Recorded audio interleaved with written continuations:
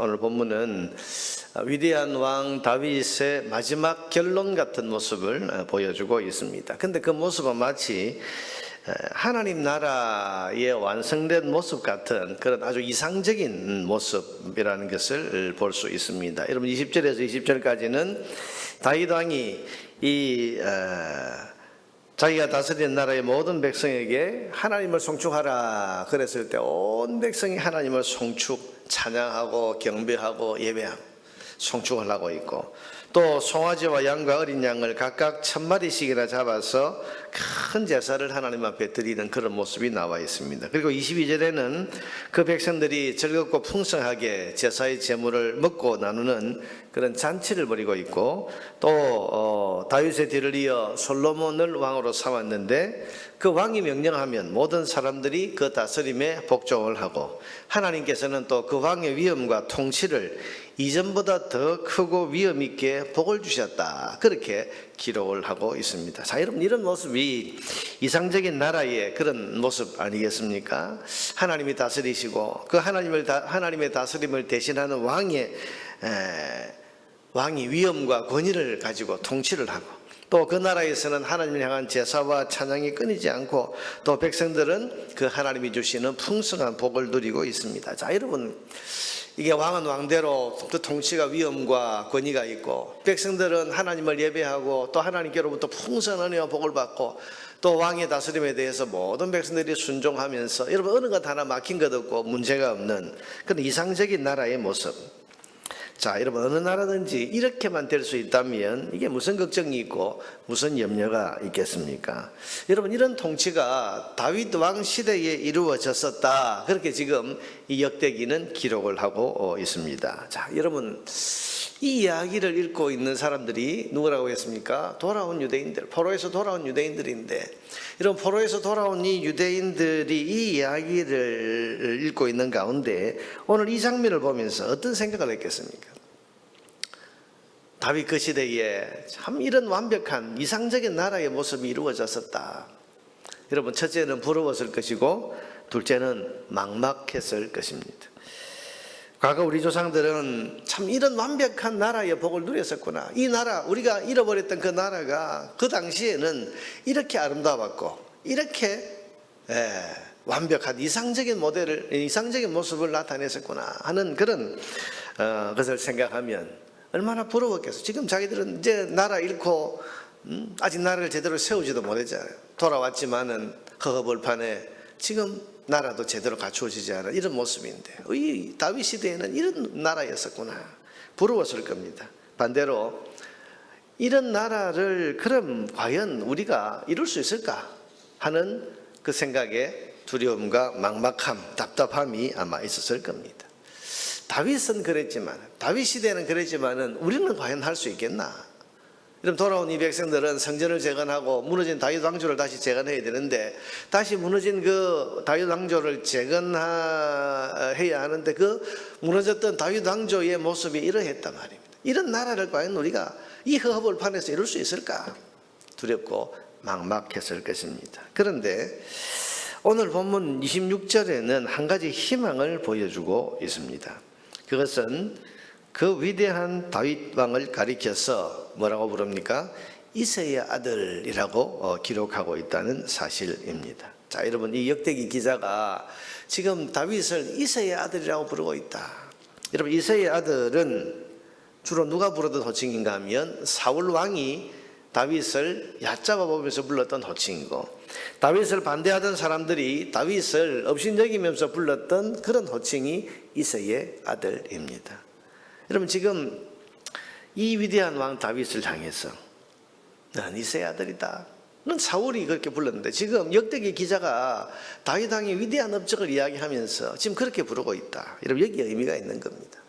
이새의 아들이란 말은 저 총구석 베들레헴에서 이름 없이 양이나 치던 놈, 그런 뜻 아닙니까? 아무 배경도 없고 명예도 없고 세력도 없이 그저 시골에서 양치기 생활이나 하던 이름 없고 별 볼 일 없는 출신이 어쩌다가 왕이 되었다, 그런 뜻으로 사용된 이 말을 지금 역대기 기자가 다윗의 위대한 업적, 이 이상적인 나라를 이루었다 이야기를 하면서 이새의 아들이라는 호칭을 사용하고 있는 겁니다. 여러분, 이것은 다윗을 얕잡아 보려는 것이 아니라 포로에서 돌아온 유대인들을 격려하고 용기를 북돋워 주기 위해서 지금 이렇게 의도적으로 사용한 호칭이라고 볼 수 있습니다. 무슨 뜻입니까? 그 아름답고 완전한 나라를 다윗이 이루었는데 그 다윗이 누구냐? 따지고 보면 이름 없고 별 볼 일 없는 시골 양치기 출신 아니냐? 그런 별 볼 일 없는 다윗이 하나님 덕분에, 하나님의 은혜로, 하나님의 권능으로 이런 위대한 나라를 이루었다면 돌아온 유대인들, 너희도 얼마든지 할 수 있다. 격려하는 것, 위로하는 것, 용기를 북돋워 주는 거죠. 자, 여러분, 이 성경의 기록은요, 이 참 그 단어 하나하나가 굉장한 의미들을 품고 있고 또 많은 것을 우리에게 던져주고 있는데, 이 역대상 마지막 부분을 기록하면서 다윗은 이새의 아들이다, 그거 잊지 말라는 거죠. 별 보려면 다윗이 이런 위대한 일을 이루었다면 돌아온 유대인들, 지금 허허벌판에 막막하고 어떻게 해야 될지 지금 자신감 없이 그렇게 있는 너희들도 할 수 있다는 것. 어떻게? 너희도 다윗처럼 살고 너희도 다윗처럼 걸어가면 그럴 수 있다는 겁니다. 여러분, 다윗처럼 살고 다윗처럼 걸어간다는 것은 앞에 쭉 역대기에 기록했던 것처럼 하나님을 섬기되 다윗처럼 섬기면 되고, 하나님을 예배하되 다윗처럼 예배하고, 하나님께 순종하되 다윗처럼 순종하고, 하나님을 믿고 신뢰하되 다윗처럼 그렇게 믿고 신뢰하면 너희도 다윗같이 완전하고 아름다운 그런 나라를 세울 수가 있다. 왜? 하나님이 해주시니까, 하나님이 함께 하시니까. 지금 이 메시지를 전하고자 하는 것입니다. 여러분, 하나님의 나라는 사람에게 달린 것이 아닙니다. 하나님이 일으키시고 하나님이 세워 가십니다. 하나님의 나라는 사람의 능력이나 조건에 달려 있지 않고 하나님의 능력과 주권에 달려 있습니다. 그럼 사람의 역할은 뭡니까? 뭘 해야 됩니까? 사람은 하나님과의 관계를 잘 세우는 것입니다. 그 일을 해야 돼요. 그 일에 집중해야 돼요. 그래서 마음을 다하고 뜻을 다하고 목숨을 다해서 하나님을 사랑하고, 또 이웃을 내 몸처럼 사랑하라는 그 율법의 말씀, 그걸 잘 지키는 게 뭐죠? 하나님과의 관계를 잘 세워가는 일이고, 소위 언약을 잘 지키고 언약 관계에 충실한 것이, 이게 하나님께서 그 삶에 개입하시고 은혜를 베푸셔서 다윗에게 은혜를 베푸신 것이죠. 모든 사람에게도 그런 언약 가운데 가는 사람들에게 하나님 은혜를 베푸신다는 사실을 지금 강조하고 있는 겁니다.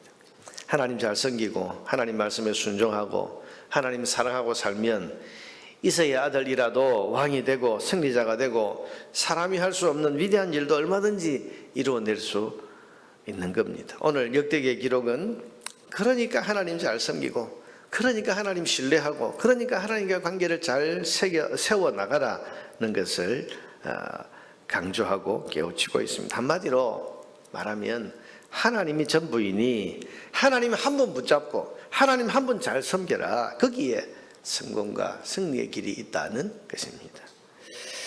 그렇습니다. 여러분, 우리 성도의 삶에도 성공과 승리는 하나님과의 관계에 달려 있습니다. 여러분, 내가 잘하고 또 내가 강해야 되는 것이 아니라 하나님이 되게 해주시고 하나님이 복과 은혜로 채워주시는 그 사람이 인생을 성공하고 승리하게 되어 있습니다. 여러분, 돌아온 유대인들의 현실이 여건이 아무리 안 좋다고 해도 하나님 한 번 잘 붙들고 믿으면 무너진 성전 건축도 무너진 다윗 왕조의 재건도 얼마든지 이룰 수 있는 것입니다. 오늘 우리도 그렇습니다. 여러분, 하나님의 손에 우리의 생사화복이 달려 있습니다. 그러므로 세상 그 어떤 일보다 하나님과의 관계가 중요하고 세상 어떤 힘보다 하나님의 은혜를 얻는 것이 더 중요합니다. 여러분, 이새의 아들도 그래서 그 위대한 삶을 살 수 있었다면 오늘 우리도 얼마든지 위대하고 아름다운 삶을 살아갈 수 있지 않겠습니까? 오늘 이 믿음을 가지고 오늘도 하나님 앞에서 살고 하나님과의 관계를 소중히 가장 우선적으로 여기면서 하나님께 헌신하는 삶을 살아가기를 다짐하고, 그래서 그 삶 속에 하나님께서 베푸시는 위대한 은혜를 누리는 주의 백성들 되기를 주의 이름으로 축원합니다.